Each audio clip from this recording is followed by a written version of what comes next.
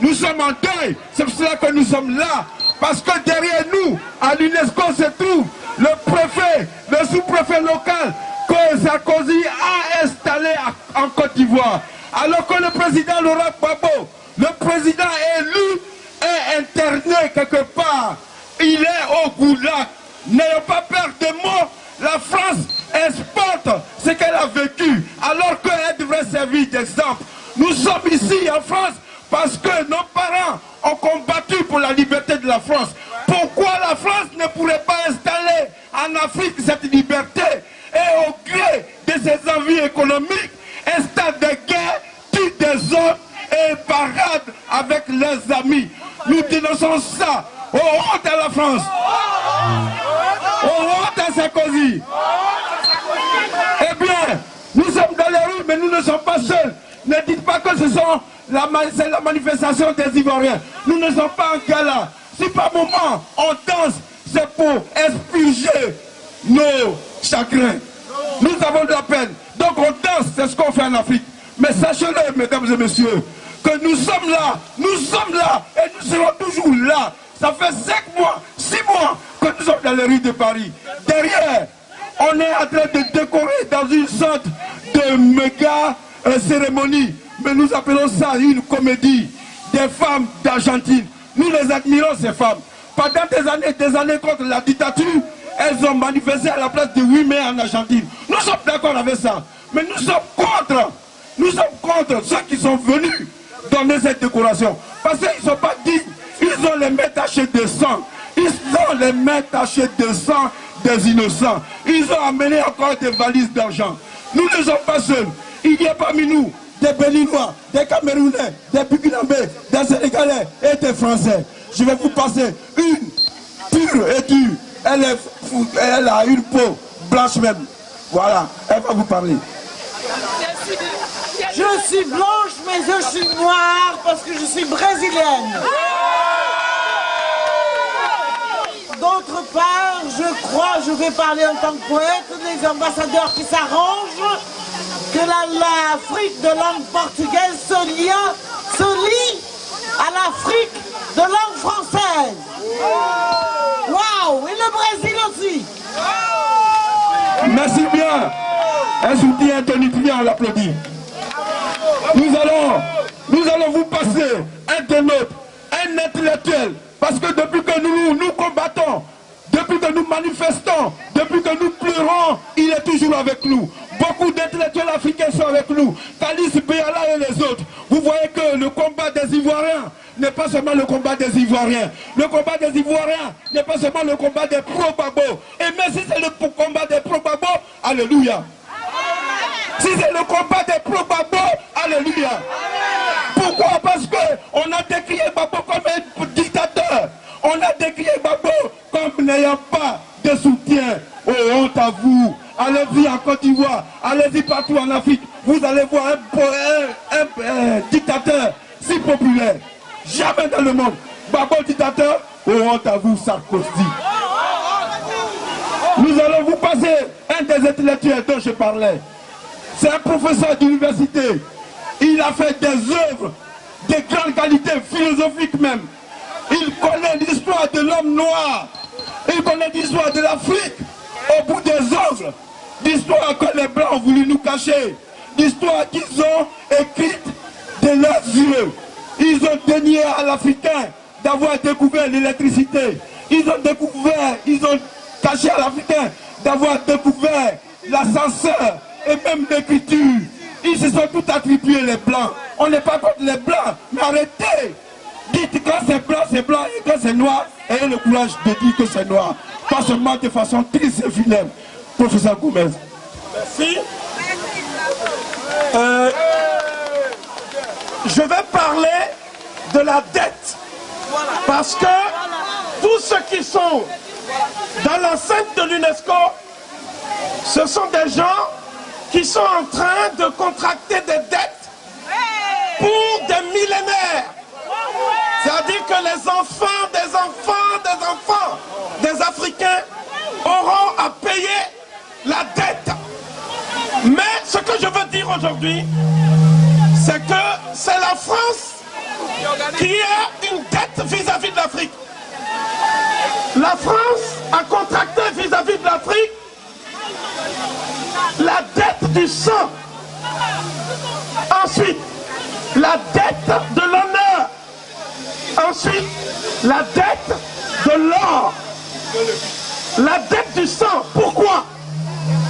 Tous ces jeunes soldats français qui sont là, qui reçoivent les instructions de Claude Guéant, jamais on ne leur dira comment la France a été libérée. Lorsque la guerre, je vais parler de la guerre, la dette du sang. Lorsque Mussolini et Hitler ont attaqué l'Éthiopie en 1937, la France n'est pas venue au secours de l'Éthiopie. Elle a dit que c'est un pays d'Africains qui a été attaqué. Mais lorsque la France elle-même a été attaquée, on a appelé les Noirs. On a été en Afrique de l'Est pour faire une conscription militaire de plus de 2 500 000 Africains.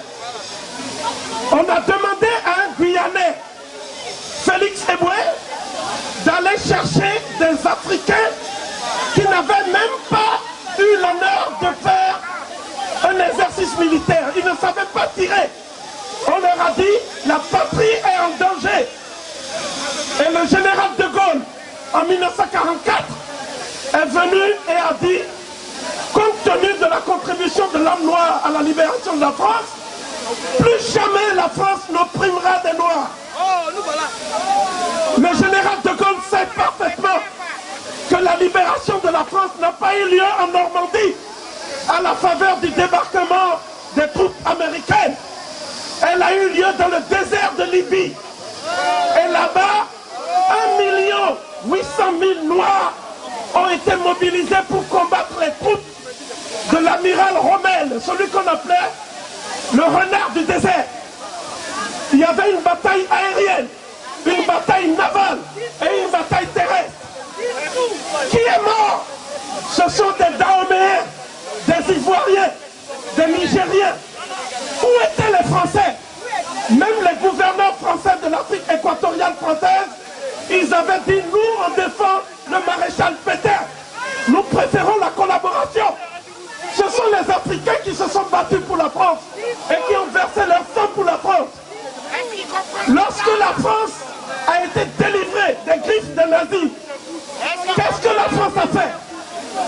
Elle a demandé aux armées africaines de s'arrêter du côté de Versailles pour qu'on ne voit pas le spectacle de troupes noires en train de défiler devant les Champs-Élysées. Et Leclerc, il a pris des gens qui ne s'étaient pas battus, des hommes blancs, tout blancs, blancs comme neige. Et il les a emmenés sur les Champs-Élysées pour pouvoir dire, voici les libérateurs de la France. Alors qu'ils n'ont jamais libéré la France. Donc, ça veut dire que la France, elle est debout aujourd'hui. Vous êtes devant nous, en train de nous gazer aujourd'hui, parce que nos parents vous ont libérés. Et ce sont... un de ceux qui a libéré la France, c'est le sergent Koudou, le père du président Gbagbo. C'est le père du président Gbagbo qui faisait partie. Le sergent Koudou a libéré la France, il a été blessé. On l'a amené à Fréjus. Et le sergent Koudou, son officier supérieur est mort dans ses bras. C'était un blanc, il s'appelait Laurent. C'est pour ça que le père du président Gbagbo a prénommé son fils Laurent. Comment se fait-il que la France puisse bombarder le palais de Laurent Gbagbo, puisque c'est grâce aux parents de Laurent Gbagbo que vous êtes devant nous en train de nous gazer aujourd'hui. Donc nous réclamons la reconnaissance du sang et la dette du sang. Deuxièmement, il y a la dette de l'honneur. Parce que tous ceux qui sont ici, si aujourd'hui la langue française est parlée dans le monde, c'est parce qu'il y a des millions d'Africains qui sont locuteurs de la langue française. Les Français eux-mêmes ne connaissent pas la langue française. Ce sont les Africains qui sont aujourd'hui les locuteurs de la langue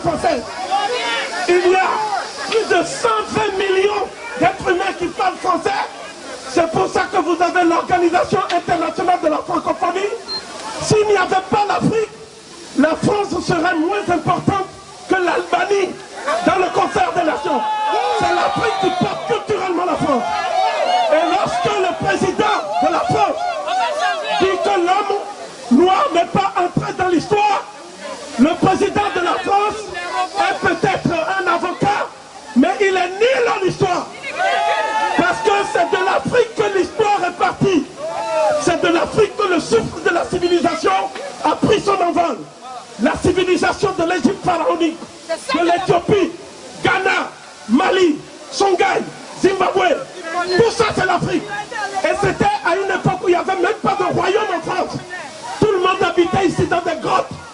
Donc, la dette de l'honneur, c'est aussi la dette de l'Afrique. Maintenant, je parlerai de la dette de l'or. Et je finirai sur ça. On a parlé de valises de billets.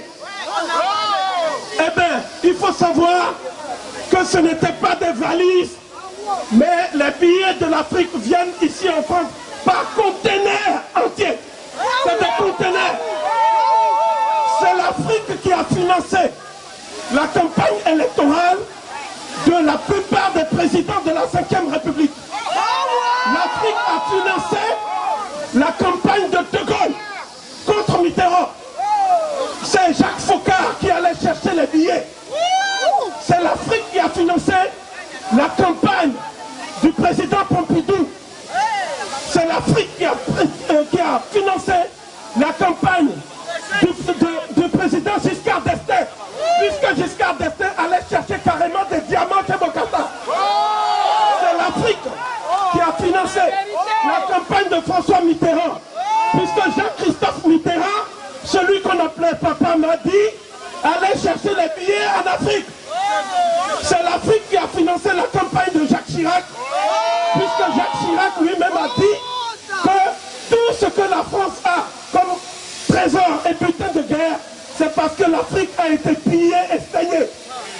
Enfin, c'est l'Afrique qui finance la campagne de Sarkozy, parce que Michel de Bonnecorse a dit que Sarkozy aussi a reçu des billets. Donc à partir de maintenant, l'Afrique cessera de financer les campagnes de la France pour financer son propre développement. Nous voulons que les Africains mettent leur argent au service de l'avenir, l'éducation, la santé de leurs enfants, au lieu de mettre leur argent au service de ceux qui font la chasse aux noirs dans les rues de France. Nous allons peser sur l'élection présidentielle. Nous allons prendre nos responsabilités parce que parmi nous, il y a des Français. C'est à ces jeunes Français que je m'adresse. C'est le mot de la fin. Je leur demande, sans rancune, sans haine, faites votre devoir. Montrez à la France que nous n'avons pas de dette vis-à-vis d'elle, mais que c'est elle qui a une dette vis-à-vis de nous devant l'histoire. Merci.